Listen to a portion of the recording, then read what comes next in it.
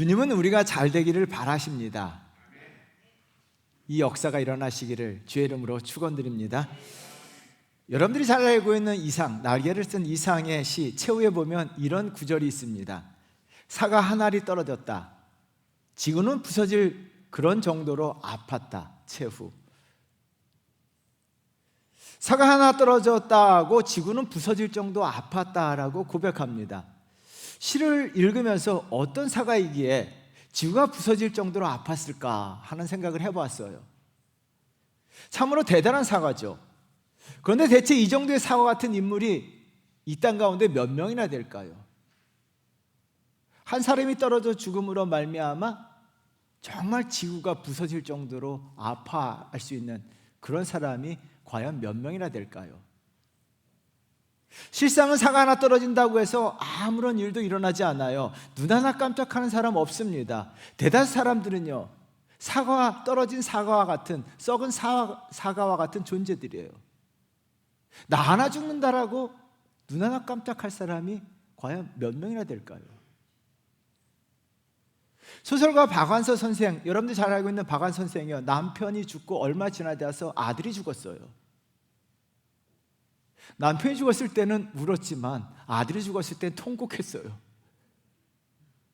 이 통곡하면서 세상을 향해 이렇게 절규했습니다. 내 아들이 죽었는데 기차가 달리고 계절이 바뀌고 아이들이 유치원 가려고 버스를 기다리고 있다.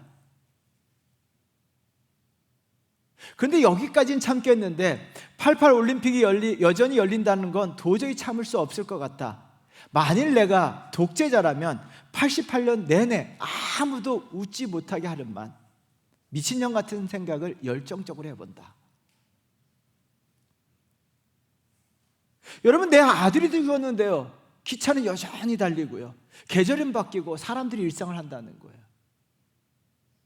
트루키에서 시리아와 지진으로 5만 명이 넘는 사람이 죽었어요. 그래도 사람들은요, 여전히 맛있는 음식을 먹고 커피를 마시고 영화를 보고 TV를 보고 깔깔거리고 웃고 즐기고 있어요.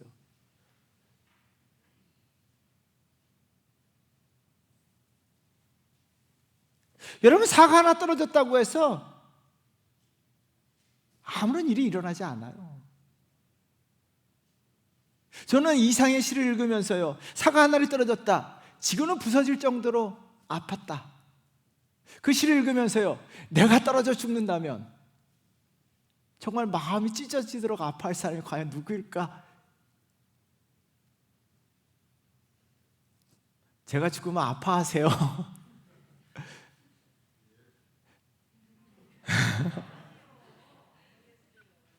여러분, 이렇게 생각해요. 누구일까? 정말 내가 떨어졌을 때, 아니요, 죽음이 아니라 할지라도 내가 실패했을 때, 사과의 한 알이 땅에서 뚝 떨어지는 것처럼 내 인생이 추락했을 때 정말 나를 아파하고 마음이 무너지는 것 같은 사람이 과연 몇 명일까? 여러분들에게는 누가 그렇게 할까요? 여러분들이 정말 추락했을 때, 인생의 사업에서 추락하고 실패함으로 추락하고 아픔으로 추락했을 때 여러분들에게 정말 마음이 부서질 정도로 아파할 사람이 누구이냐는 거예요. 박상철 일사님, 이가빈 권사님 손을 꽉 잡으시네.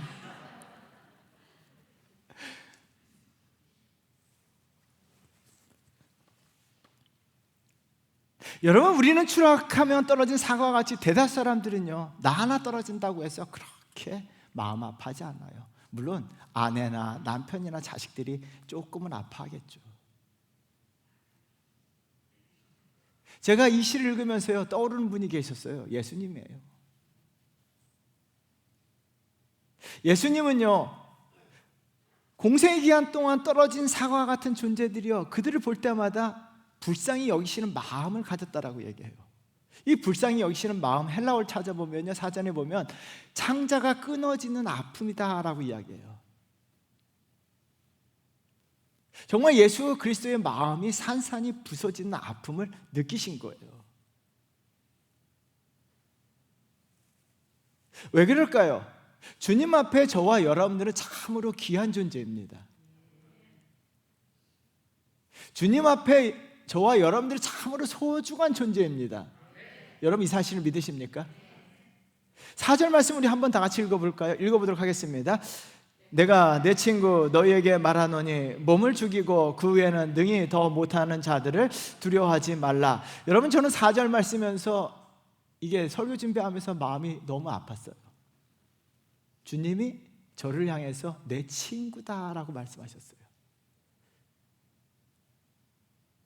나 같은 존재를 주님께서 친구라고 이야기하시면서 친구라는 것은 동등한 이치로 올려놓으신 거예요.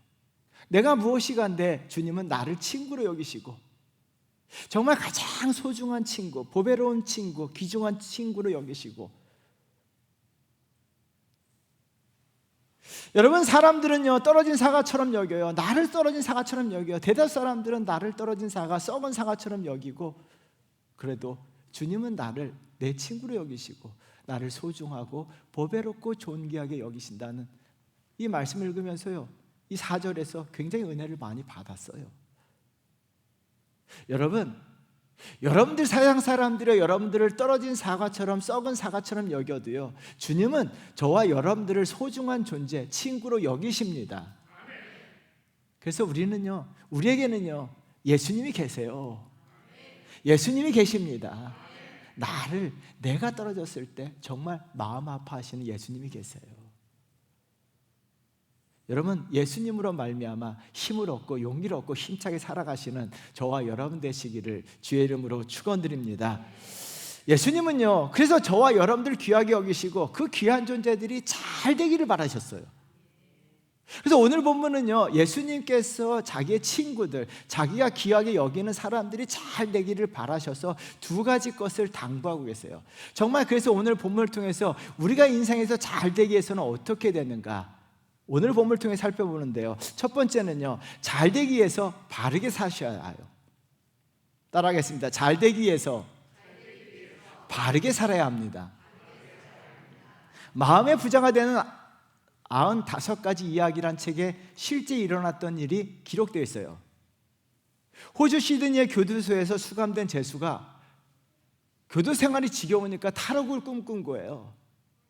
어떻게 탈옥할까 매일 궁리하다 보니까 탈옥의 방법이 보여요. 매일 보니까요 빵 배달차가 일정한 시간에 교도소에 오는 것을 본 거예요. 그렇지, 저거다. 그래서요 기회를 보다가 어느 날 감시가 소홀한 틈을 타서 빵 배달차에 몰래 숨어 들어가게 된 거예요.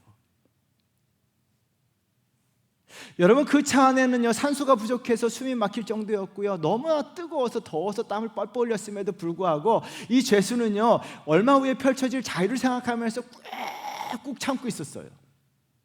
그런데 차가 막 가다가요 정차하게 된 거예요.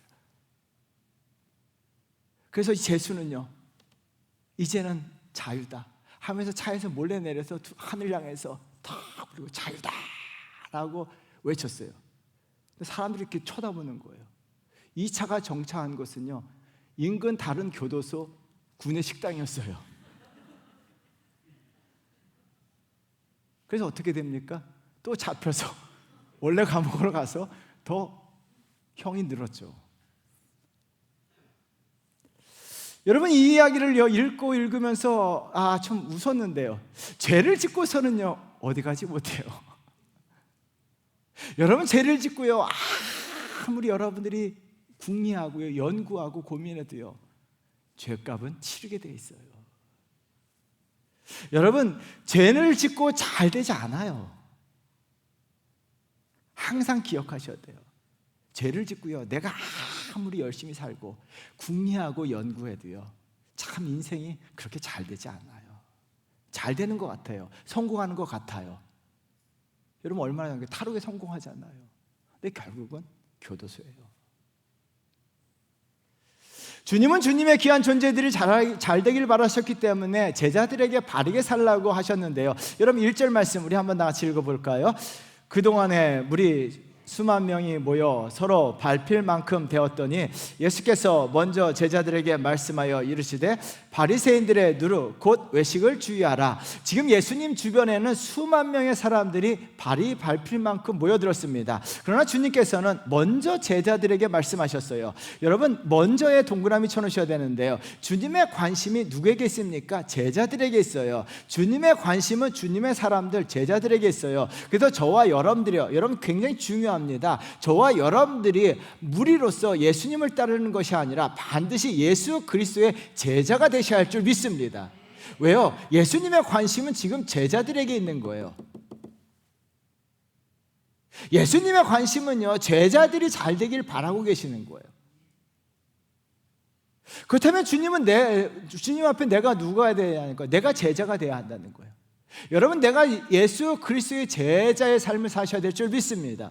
제자들에게 말씀하셨어요. 수많은 사람들이 모여들었지만 주님의 관심, 주님이 바라보고 집중하고 주님이 신경 쓰는 사람들은 예수 그리스도의 제자들이었다는 거예요. 그래서 주님은요, 제자들이 잘 되기를 바라셨어요. 그래서 저와 여러분들 반드시 우리가 그냥 예수 그리스도를 따르는 무리가 아니라 예수님 앞에 참된 제자의 삶을 사셔야 될 이유가 바로 여기에 있습니다. 제자가 되셔야 할 줄 믿습니다. 여러분, 제자들이 잘 되길 바라면서 주님께서 한 가지 부탁을 하시죠. 바리새인들의 누룩 외식을 주의하라 라고 말씀하셨는데요, 외식은요, 겉으로 드러나는 거, 자기를 포장하는 거예요. 위선이에요.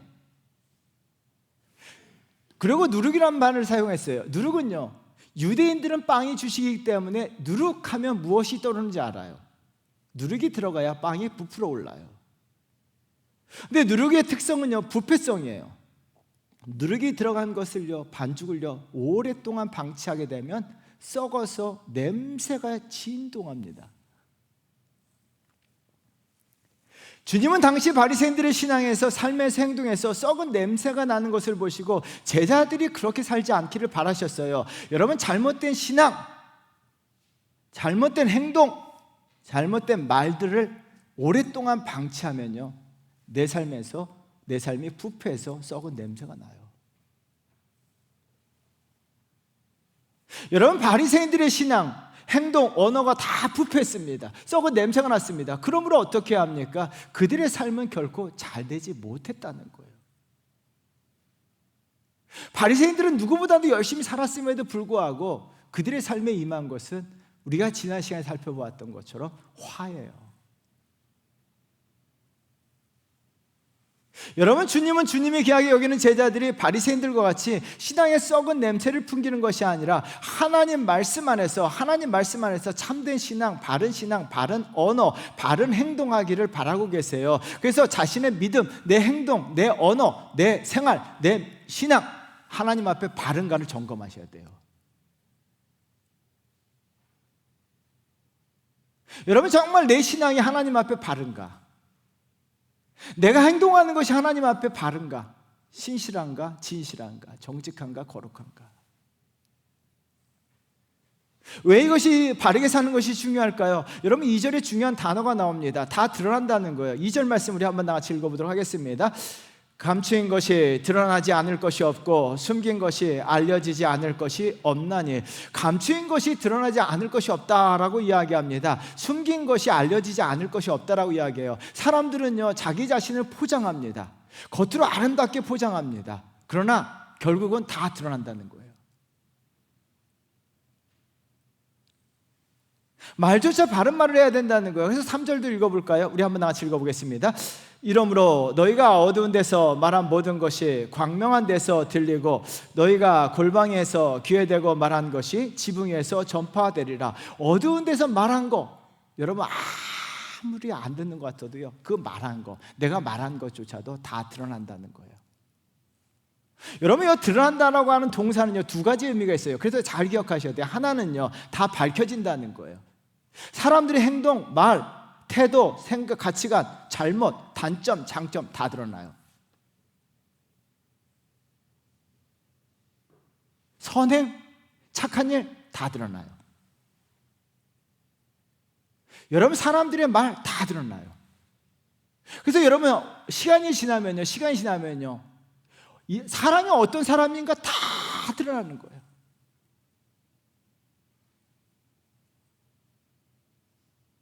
사람들 앞에서도 드러날 뿐만 아니라 무엇보다도 하나님 앞에 다 드러나는 거예요.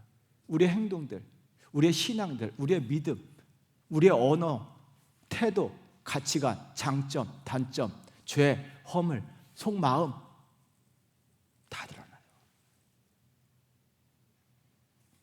다른 하나는요, 드러난다는 것은 결과로서 나타난다는 의미예요. 굉장히 중요하죠. 결과로서 나타난다는 거예요. 축구 국가대표 출신이었던 이영표 씨가 한 강연에서 이런 말을 했습니다. 땀방울을 10방울 흘렸다면 11방울만큼의 결과가 나오지 않는다. 9방울만큼의 결과도 나오지 않는다. 이런 일은 결코 없다. 절대로 없다. 시간이 지나면 내가 흘린 땀방울 그만큼 결과가 나온다.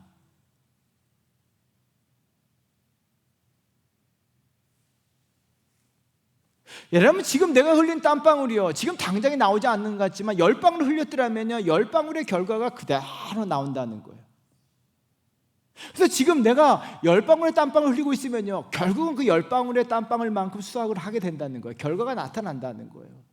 한 방울의 땀방울 흘려놓고 10방울의 결과를 바라지 말라는 거예요. 여러분, 우리가 바른 생활을 하게 된다면요 그러므로 반드시 드러나는데요. 그래서 우리가 끝까지 바르게 생활하고 끝까지 바르게 생각해야 돼요. 왜요? 결과로서 드러나요. 하나님은요 결과로서 보여주세요. 그래서 여러분, 바르게 어떤 상황 속에서도 바르게 신앙생활 하셔야 되고, 어떤 환경 속에서도 바르게 행동하셔야 되고, 바른 말 하셔야 되고, 바르게 사셔야 돼요. 여러분, 사울 왕은요 사무엘상 13장 12절에 보면 이런 말을 합니다. 우리 한번 다 같이 읽어볼까요? 읽어보도록 하겠습니다.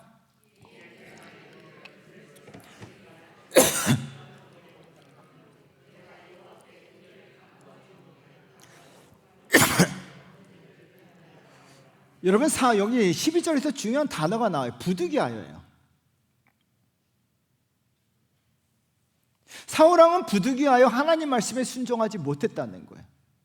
부득이하여 그럴 수밖에 없었다는 거예요. 부득이하여 기도하지 못했다는 거예요. 부득이하여서 신앙생활 못했다는 거예요. 부득이하여 거짓말할 수밖에 없었다는 거예요. 부득이하여서 욕을 할 수밖에 없었다는 거예요. 부득이하여 잘못할 수밖에 없었다는 거예요.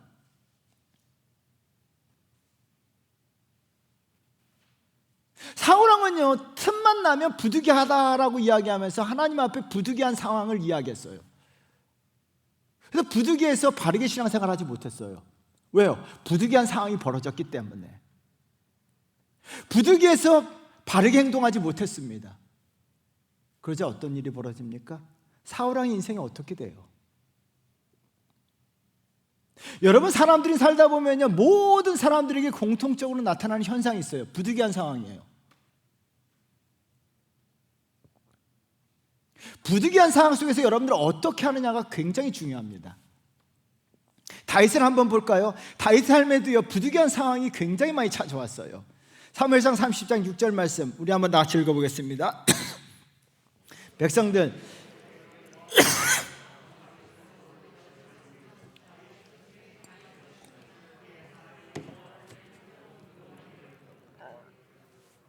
죄송합니다. 이게 중요한 설교하는데 사례가 걸렸어요. 여러분, 다윗은요 불황자들을 많이 품어서 자기 사람 만들었어요. 배고픈 자들에게 먹을 것을 주었고 그들을 안전하게 지켜주었어요. 근데 여러분, 그 자기가 도와주고 베풀었던 사람들이 다윗을 돌로 쳐 죽이자라고 이야기해요. 다윗이 크게 다급하였다라고 이야기했습니다. 그러나 다윗은 어떻게 합니까? 부득이한 상황이에요. 함께 욕을 할 수 있는 상황입니다. 하나님을 원망할 수도 있습니다. 환경에 불평할 수도 있었습니다. 부득이한 상황이라고 해서 다윗은 어떻게 합니까? 죄를 짓지 않았어요. 부득이한 상황 속에서도요 하나님을 의지했습니다. 하나님을 믿었습니다. 그는 부득이한 상황 속에서도요 죄를 짓지 않았습니다. 바르게 생활했습니다. 부득이한 상황 속에서도요 믿음을 지켰습니다. 부득이한 상황 속에서도요 하나님을 찾았습니다. 부득이한 상황 속에서도요 신앙을 지켰어요. 여러분, 다윗의 인생의 결과가 어떻게 나타나냐는 거예요. 사람들이 이야기하죠. 부득이해서 그럴 수밖에 없었습니다. 여러분, 부득이해서 신앙생활 잘 못하는 경우 있어요. 부득이해서 주일 성수를 범합니다. 부득이해서 기도하지 못합니다. 부득이해서 예배 참석 못합니다. 부득이해서 헌신하지 못합니다. 결국 하나님 앞에 내가 흘린 땀방울이 없는 거예요. 여러분, 부득이한 상황 속에서도요, 하나님을 예배하는 자가 되셔야 될 줄 믿습니다. 부득이한 상황 속에서도요, 기도하셔야 될 줄 믿습니다. 부득이하더라도요, 하나님을 찾으셔야 될 줄 믿습니다. 부득이한 상황 속에서도요, 죄를 짓지 마세요. 바르게 생활하세요. 부득이한 상황 속에서요, 내 입에서 욕이 나올 수가 있어요. 저도 가끔 욕합니다. 운전하다가요.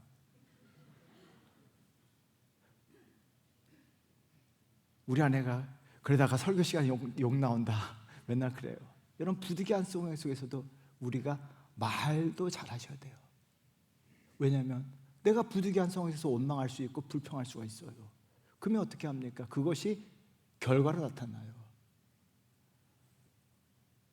그래서 여러분, 오늘 말씀을 들으시면서 한 가지 생각하세요. 어떤 부득이한 상황 속에서도요, 바르게 말하시고 바르게 행동하시고, 어떤 부득이한 상황 속에서도 신앙을 지키시고 믿음을 지키고 예배하고 하나님을 찾고 기도한다면 하나님께서 결과로서 잘되게 만들어 주십니다. 그래서 오늘 예수님이 하신 말씀이 그거예요. 자기 제자들이 사울왕의 삶을 살 것인가? 여러분, 이해되죠? 인간적으로 저는 이해합니다. 부득이하게 예배 못 드리는 거 이해합니다. 그러나 그것이 쌓이게 되면 결국 내 삶에 아무런 결과가 나타나지 않는 거예요. 부득이할 수 있어요. 그럼에도 불구하고 예배 바르게 신앙생활 하시고 바르게 말하고 바르게 행동한다면 하나님은요, 다 보고 계시다가 그 상황 속에서 역사하셔서 반드시 결과로서 드러내실 줄 믿습니다. 사랑하는 성도 여러분, 반드시 바르게 신앙생활 하시고 바르게 사시는 저와 여러분 되시기를 주의 이름으로 축원드립니다. 두 번째는요, 우리가 잘 되기 위해서는요, 하나님을 인식하며 사셔야 합니다. 회밍웨이 노인과 바다 읽어보신 않으셨을지라도 그 책은 알고 계실 거예요. 그 책의 첫 문장이 이렇습니다. 우리 한번 다 같이 읽어볼까요? 읽어보도록 하겠습니다. 그는 멕시코 만류에서 조각배를 타고 홀로 고기를 잡이하는 노인이었다. 헤밍웨이가요, 이 첫 문장을 쓰기 위해서 200번 이상을 고쳤어요.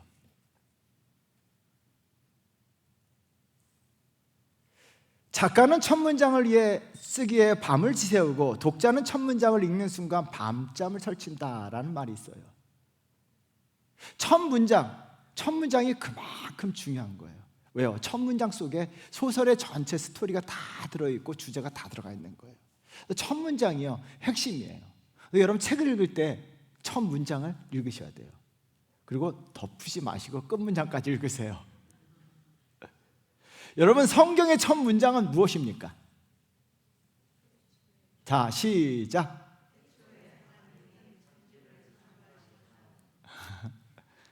성경의 첫 문장을 알고 계셔야 돼요. 따라하겠습니다.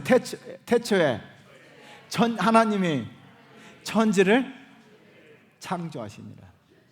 이게 성경의 첫 문장이에요. 다시 한번 읽어보도록 하겠습니다. 태초에 하나님이 천지를 창조하시니라. 여러분, 성경에서 제일 중요한 한 문장을 뽑으라면 창세기 1장 1절이에요. 창세기 1장 1절이요, 성경 전체의 주제입니다. 태초에 하나님이 천지를 창조하셨습니다. 그러면 천지를 창조하시는 분은 하나님이시고요, 하나님 없이는 천지가 존재할 수가 없고요, 하나님 없이는요, 천지가 운행이 될 수가 없다는 이야기예요. 천지의 존재는 하나님께 달려 있어요. 인간도 하나님이 창조하셨습니다. 나도 하나님이 창조하셨습니다. 그렇다면요, 내 인생에서 가장 중요한 분이 누구냐는 거예요. 하나님이신 줄 믿습니다. 여러분, 사람이 아니에요.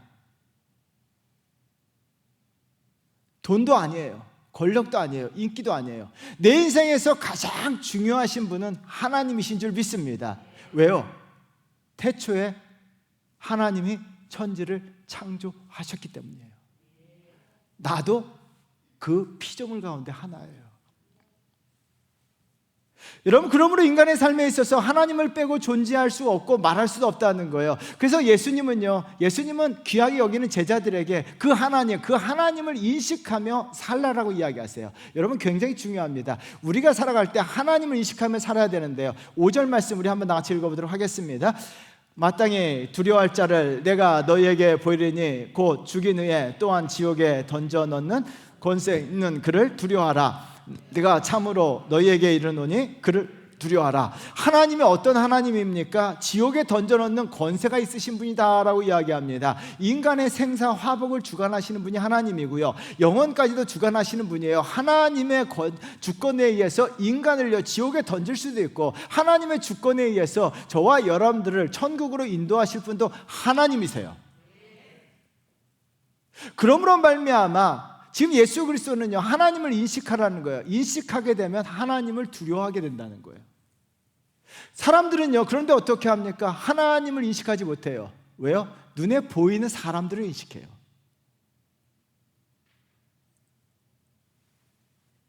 사절 말씀 우리 한번 다 같이 읽어봐요. 4절 읽겠습니다. 내가 내 친구 너희에게 말하노니 몸을 죽이고 그 후에는 능히 더 못하는 자들을 두려워하지 말라. 주님은요 제자들의 삶이 어떻게 될 것인가를 미리 말씀하고 계시는 거예요.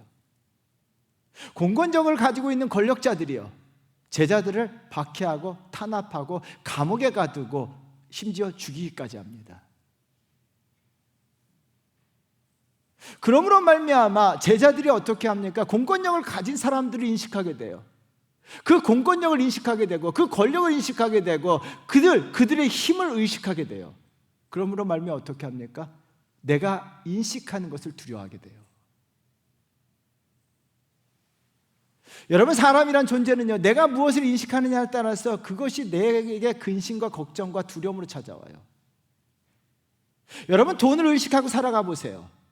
그러면 돈이 없으면요 근심이 생기고 걱정이 생기고 두려움이 생겨요. 저도 돈이 두렵다는 걸 처음 느껴봤어요. 왜요? 돈을 인식하니까. 여러분, 인기 연예인들이 인기를 인식해요. 그래서 인기가 떨어지면 어떻게 합니까? 두려운 거예요. 무서운 거예요. 사람들을 인식하는 사람들 어떻게 합니까? 사람이 어떻게 합니까? 내 주변에 사람이 없으면 두려운 거예요. 여러분들이 지금 무엇을 인식하며 살아가냐는 거예요. 여러분, 주님은요 사람들의 예를 들면서 그런 것들을 두려워하는 이유가 뭐예요? 그것을 인식하기 때문이에요. 그래서 내가 인식하는 것이 나를 두렵게 하지만 하나님을 인식하게 되면요 하나님을 인식하게 되면 하나님이 내 삶을 잘 되게 만들어 주신다는 거예요. 그래서요 오늘 본문을 통해서 하나님을 인식하라고 이야기하는데요, 여러분 6절 말씀 하나님께서 어떻게 하시는가를 보겠습니다. 읽어보도록 하겠습니다. 참새 5마리가 두 아사리온에 팔리는 것이 아니냐? 그러나 하나님 앞에는 그 하나도 잊어버리시는 바 되지 아니하시노다. 참새는요 보잘것없는 가장 작은 새를 의미합니다. 아사리온은요 로마의 가장 작은 동전이에요. 우리나라 돈으로 하면 1원, 2원 정도 되는 거예요. 여러분, 보잘것없는 참새가 가장 보잘것없는 돈에 의해 팔린다는 거예요. 참새의 존재 가치가 존재하잘 것 없다는 거예요. 하찮은 미물에 불과하다는 거예요. 똥값에 불과하다는 거예요. 똥과 같은 존재였던 참새를요 하나님은요 잊지 않고 기억하신다면 하물며 너희는 어떻게 하겠냐는 거예요. 그래서 여러분 7절 말씀 한번 보세요. 우리 한번 다 같이 읽어보도록 하겠습니다. 너희에게는 심지어 머리털까지도 다 세신 바 되었나니 두려워하지 말라. 너희는 많은 참새보다 더 귀하니라. 제가 1월, 2월에 조금 힘들었어요. 근데 오늘 설교 준비하면서요 굉장히 큰 위로를 받았어요. 왜요? 7절 말씀 읽는데요 막 여러분들 설교 준비하는데 어떻게 감당을 못하겠어요. 제가 7절에서 은혜 받은 게 뭐냐면요 너희에게는 심지어 머리털까지 세신다는 거예요. 근데 너희라고 하는 이것을 읽는데 굉장히 가슴에 와 닿더라고요. 주님은요 다른 사람이 머리털이 얼마나 많은가를 세는 게 아니에요. 너희 머리털을 세겠다는 거예요. 너 머리털.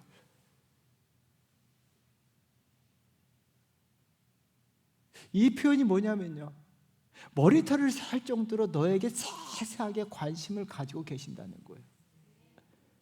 아이고, 이 말씀을 읽는데 죄송합니다. 내가 왜 너무나 걱정하고 살았구나. 하나님의 관심이 나에게 있는데, 하나님은 내 머리털이 몇 가락 빠질 것까지 다 알고 계시는데, 내가 무엇을 어려워하고 무엇을 힘들어하고 무엇 때문에 걱정하고 있는지 다 알고 계시는데, 하나님은요 다른 사람들의 머리털을 세지 않으세요. 하나님은요 저와 여러분들의 머리털을 세시는 분인 줄 믿습니다. 그 하나님께서요 참새보다도 귀한 저와 여러분들을요 보호하시고 지켜주시고 인도하신다는 거예요. 그 하나님이 내 하나님인 줄 믿습니다.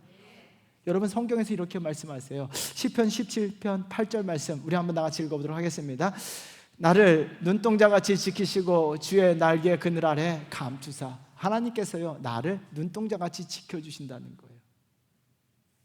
여러분, 레위기 26장 9절이요, 제가 이거를요 10번 크게 외쳤어요. 우리 한번 다 같이 읽어볼까요? 읽어보도록 하겠습니다. 내가 너희를 돌아보아 너희를 번성하게 하고 너희를 창대하게 할 것이며 내가 너희와 함께한 내 언약을 이행하리라. 우리 한 번만 더 읽어봐요. 저는요 이거를 내가 너희 하면서 너희가 저 이야기하고 그 다음에 우리 교회 이름을 넣으면서 읽었어요. 우리 한번 다시 읽어보도록 하겠습니다. 내가 너희를 돌보아 너희를 번성하게 하고 너희를 창대하게 할 것이며 내가 너희와 함께 한 내 언약을 이행하리라. 내가 혁균이를 돌보고, 그렇게 막 제 이름을 놓고도 해보고요, 내가 주원교회를 돌보고 주원교회를 번성하게 하고 주원교회를 번성하게 하고 주원교회를 번성하게 하고 주원교회를 창대하게 할 것이며, 저는 이 구절구절마다 혼자 아멘 했는데 다시 합니다. 잘할 때까지. 내가 주원교회를 돌보아 주원교회를 번성하게 하고 주원교회를 창대하게 할 것이며. 여러분, 교회를 창대케 하실 하나님은요 저와 여러분들도 한 사람 한 사람도요 번성하게 하고 창대케 하시고 하나님이 돌보십니다. 여러분, 이 사실을 믿으십니까? 그래서 우리는요 천지를 지으신 하나님을 인식하며 살아가요. 여러분, 한 주간 동안 사시면서요 천지를 만드신 하나님, 그 하나님이 나를 만들었어요. 천지를 만드신 하나님께서 능치 못할 일이 없다는 거예요. 천지를 만드신 하나님께서 못하시는 것이 무엇이냐는 거예요. 그 하나님께서 역사하시고 그 하나님이 움직이시고 그 하나님이 일하시면요 내 삶에 번성케 되고 내 삶에 놀라운 은혜와 축복이 넘칩니다. 사랑하는 성도 여러분, 무엇이 두려우십니까? 여러분들이 지금 두려워하고 있는 것이 있다면 여러분들이 그것을 인식하며 살아가는 거예요. 정말 우리가 인식하며 살아야 될 것은 하나님이에요. 천지를 창조하신 그 하나님을 인식하며 살아가면요 하나님을 두려워하게 되고 그 하나님을 찬송하게 되고 그 하나님을 경배하게 되고 그 하나님 앞에 기도하게 되고 그 하나님을 찾게 돼요. 그러면 어떻게 합니까? 축복의 선순환이 이루어지는 거죠. 그 하나님이 저와 여러분들을 위해서 일하시고 번성케 하시고 풍요롭게 하시고 축복하십니다. 잘되게 해주십니다. 한 주간 동안요 하나님을 생각하며 사세요.